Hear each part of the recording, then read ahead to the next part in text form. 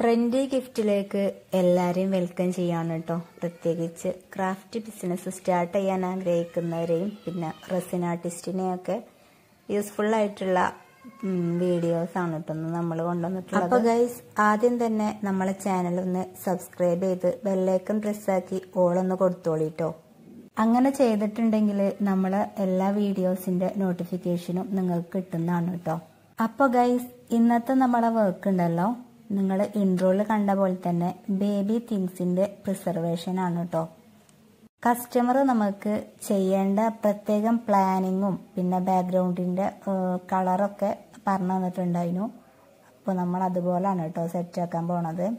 അതിനു വേണ്ടിയിട്ട് baby blue തീമിലുള്ള പിഗ്മെന്റിന്റെ പൗഡറും പിന്നെ അതുപോലെ വൈറ്റ് ബീഡ്സും പിന്നെ കസ്റ്റമർ അയച്ചു തന്നിട്ടുള്ള തിങ്സും നമ്മൾ എടുത്തിട്ടുണ്ട് കേട്ടോ. അപ്പം അതിൽ ബേബിൻ്റെ ഹെയറും പിന്നെ പൊക്കിൾ കൊടി അതുപോലെ 2 കരിവേള പിന്നെ പ്രഗ്നൻസി ടെസ്റ്റുമാണ് കേട്ടോ ഉണ്ടായിരുന്നത് ഇതിൽ.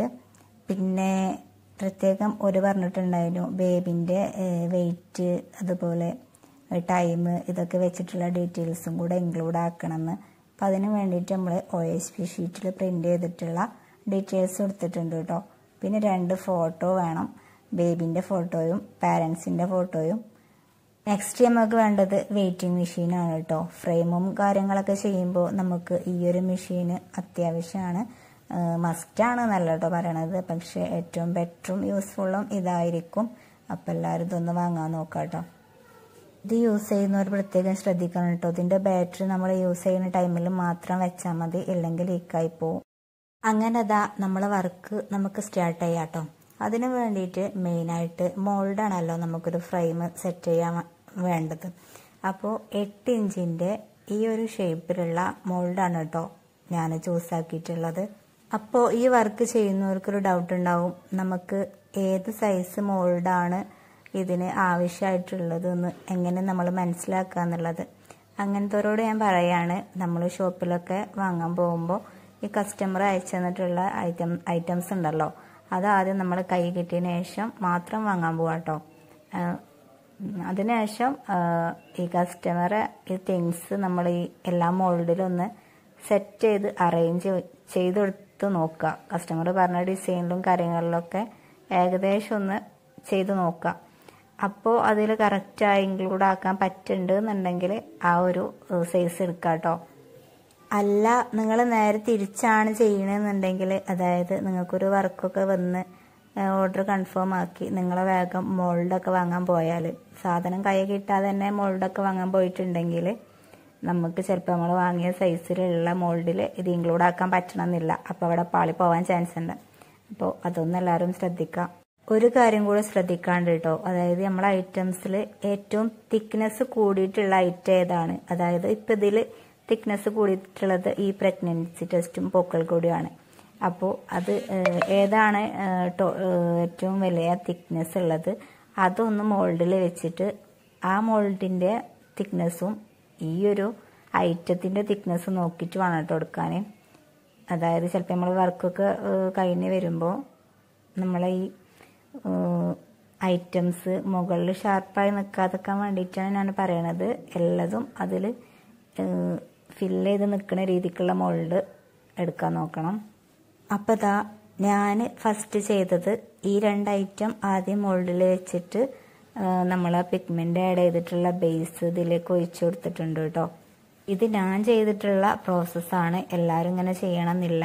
ആദ്യം ഫസ്റ്റ് ബേസൊക്കെ സെറ്റ് ചെയ്തിട്ട് അത് ഹാർഡായതിന് ശേഷം ഈ 2 ഐറ്റം വെച്ചെടുക്കണമല്ലോ ഉണ്ട് കേട്ടോ.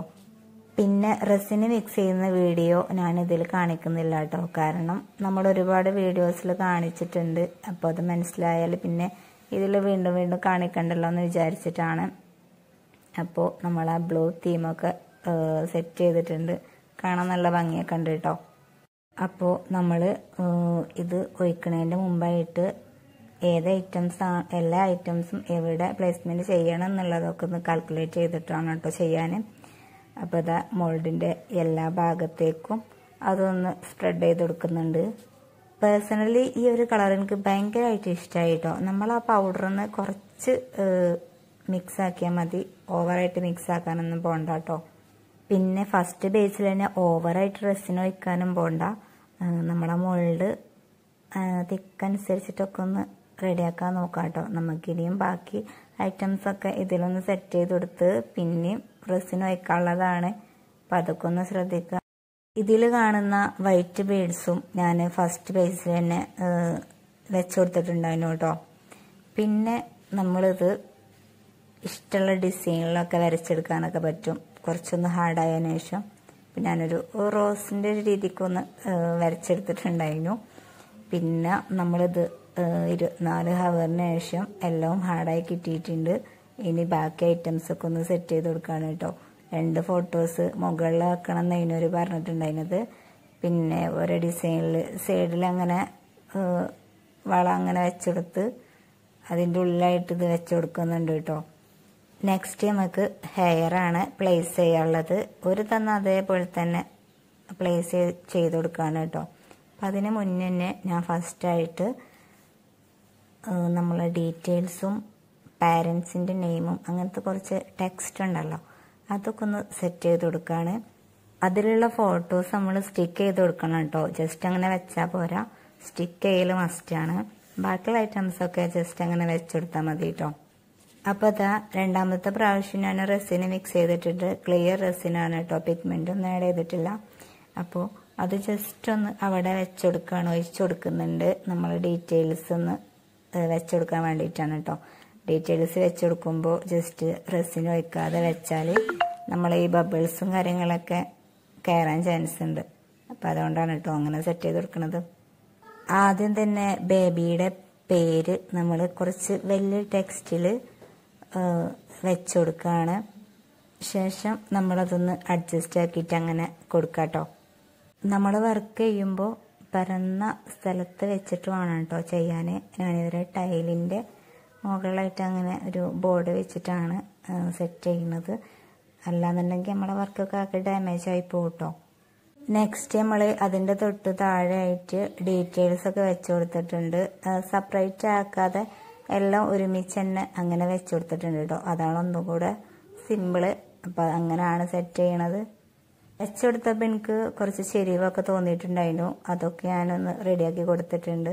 വീണ്ടും വീണ്ടും ഞാൻ മിസ്റ്റേക്കൊന്നും ഇല്ലല്ലോ എന്ന് കുറേ പ്രാവശ്യം നോക്കിയിട്ടുണ്ടായിരുന്നു കേട്ടോ. കാരണം നമ്മൾ വർക്കൊക്കെ ചെയ്ത് കഴിഞ്ഞതിന് ശേഷം എന്തെങ്കിലും ഒരു ചെരിവൊക്കെ കാണുമ്പോൾ അതാകെ ബോറായി പോകണ്ട എന്ന് വിചാരിച്ചിട്ടാണ് ആദ്യം തന്നെ അതൊക്കെ നോക്കിയിട്ടുള്ളത്. ഏറ്റവും ഫൈനലായിട്ട് താഴ്ഭാഗത്ത് പാരൻസിൻ്റെ നെയിമും കൂടെ ആഡ് ചെയ്യാണ് കേട്ടോ. അപ്പം അതിന് റെസിന് നമ്മൾ ജസ്റ്റ് ഒഴിച്ചിട്ട് അത് ആഡ് ചെയ്ത്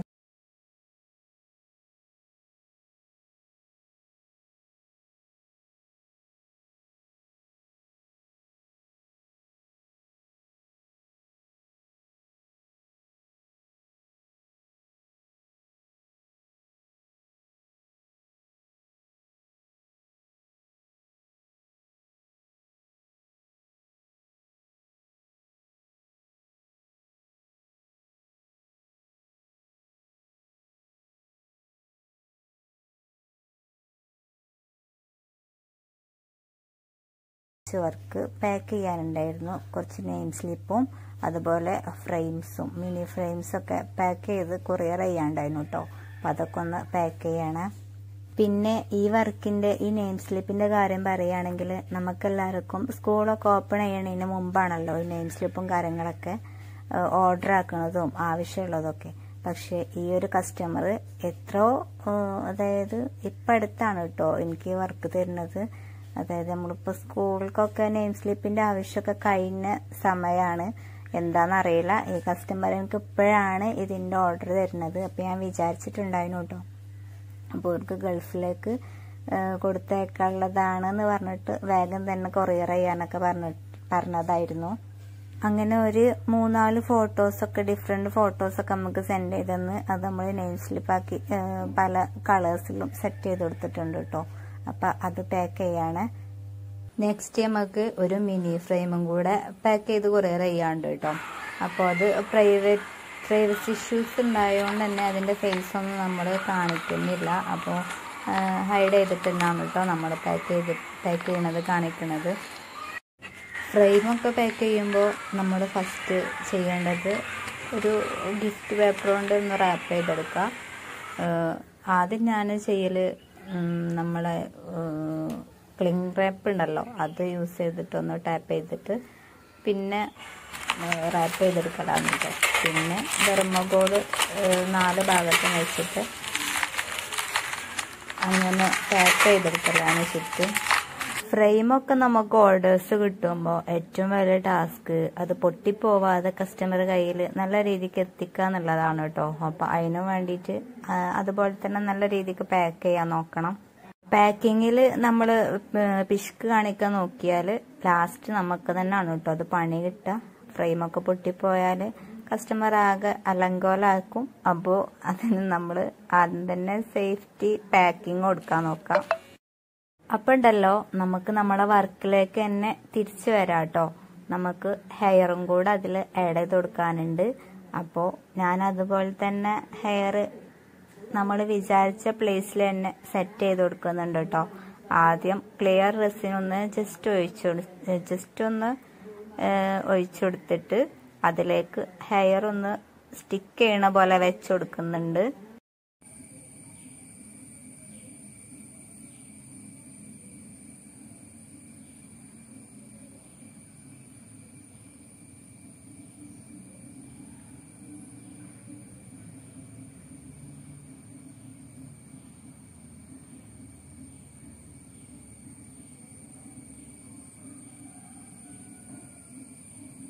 ചെയ്യുന്ന അവസാന ടൈമിലാണ് കേട്ടോ എനിക്ക് മനസ്സിലായത് ഈ ഒരു സ്റ്റോണ് ഫസ്റ്റ് ബേസ് സെറ്റ് ചെയ്യുമ്പോൾ തന്നെ വെക്കേണ്ടിയിരുന്നു എന്നുള്ളത്. പിന്നെ ലാസ്റ്റ് സെറ്റ് ചെയ്യുമ്പോൾ അത് വർക്കിൽ ഷാർപ്പായി നിൽക്കാൻ ചാൻസ് ഉണ്ട്. അപ്പോൾ ആദ്യം അതെല്ലാവരും ഒന്ന് ശ്രദ്ധിക്കണം കേട്ടോ. നെക്സ്റ്റ് നമ്മളെ പരിപാടി ഗോൾഡ് ഫ്ലേക്ക് ഉണ്ടല്ലോ, അത് നമുക്ക് അവിടെ ഇവിടെ ആയിട്ട് ജസ്റ്റ് ഒന്ന് വെച്ചുകൊടുക്കുന്നുണ്ട് കേട്ടോ.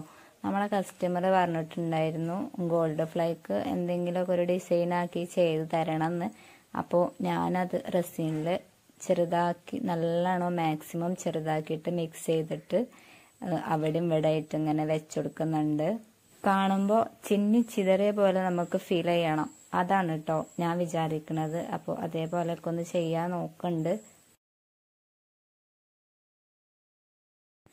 അങ്ങനെ സൈഡിലൊക്കെ ഞാൻ ചെറിയ രീതിക്ക് ഡിസൈനാക്കി കൊടുത്തിട്ട് താഴ്ഭാഗത്ത് കുറച്ച് കൂടുതലായിട്ട് കൊടുക്കാമെന്ന് വിചാരിച്ചിട്ടോ. കസ്റ്റമറെ കയ്യിൽ കിട്ടിയപ്പോൾ അവർക്ക് ഭയങ്കരമായിട്ട് ഇഷ്ടമായിട്ടുണ്ടായിരുന്നു. ഒരു വിചാരിച്ചതിനേക്കാളും ഏറ്റവും നല്ല ബെറ്റർ ആയിട്ട് തന്നെ ചെയ്ത് തന്നിട്ടുണ്ട് എന്നുള്ളൊരു ഇതും കൂടെ നമുക്ക് മെസ്സേജ് വന്നിട്ടുണ്ടായിരുന്നു കേട്ടോ. അപ്പോൾ എന്നെപ്പോലെ ചെറിയ ചെറിയ സ്മോൾ ബിസിനസ്സൊക്കെ ചെയ്യുന്നവരോട് എൻ്റെ ഒരു റിക്വസ്റ്റ് ആണ്, നമ്മുടെ കസ്റ്റമർ നമ്മളോട് ആവശ്യപ്പെട്ടതിനേക്കാളും ഏറ്റവും ഭംഗിയായിട്ട് തന്നെ നമ്മൾ മാക്സിമം സെറ്റ് ചെയ്ത് കൊടുക്കാൻ നോക്കുക. ആത്മാർത്ഥമായിട്ട് തന്നെ നമ്മളെ വർക്ക് ചെയ്യണം കേട്ടോ, അപ്പോഴാണ് സക്സസ് ആവുള്ളൂ.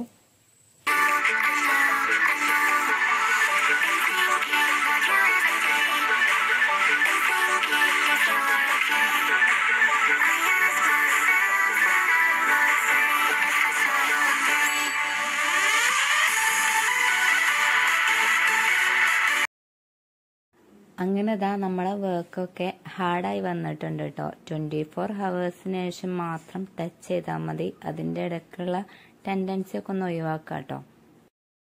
ഞാനടക്കം എല്ലാവർക്കും ഉണ്ടാവുന്ന പ്രശ്നമാണ് കേട്ടോ. നമ്മളെ റെസിനൊക്കെ ഒഴിച്ചതിന് ശേഷം ഓരോ മണിക്കൂർ ഇടവിട്ട് എന്തായി എന്നുള്ളൊരു ടെൻഡൻസി ഉണ്ടല്ലോ, അത് അപ്പോൾ ഇടയ്ക്കിടയ്ക്ക് വന്നിട്ട് ടച്ച് ചെയ്യുകയാണെങ്കിൽ നമ്മളെ ഈ തമ്പും കാര്യങ്ങളൊക്കെ അതിൽ കാണാൻ ചാൻസ് ഉണ്ട്. അപ്പോൾ എല്ലാവരും അതെന്തായാലും ഒഴിവാക്കണം കേട്ടോ. നിങ്ങളിതിൻ്റെ ബിഗിന്നേഴ്സ് ആണെങ്കിൽ നിങ്ങളോട് ടച്ച് ചെയ്യേണ്ടെന്ന് പറഞ്ഞിട്ടൊരു കാര്യമില്ല, നിങ്ങൾ എന്തായാലും ടച്ച് ചെയ്ത് നോക്കും. ഞാനൊക്കെ ബിഗിന്നേഴ്സായ ടൈമിലൊക്കെ ഫസ്റ്റത്തെ വർക്കൊക്കെ ഇതുപോലെ ഇങ്ങനെ ടച്ച് ചെയ്ത് അതിലോരോ അടയാളങ്ങളും കാര്യങ്ങളൊക്കെ വരലുണ്ടായിരുന്നു. ഇപ്പം പിന്നെ എന്നും സ്ഥിരം ചെയ്യുന്നതുകൊണ്ട് അത് പിന്നെ മൈൻഡ് ചെയ്യാതായിട്ടോ. അപ്പോൾ ആ ടൈമായാൽ മാത്രമേ ഞാനത് ഓപ്പൺ ചെയ്ത് നോക്കാറുള്ളൂ.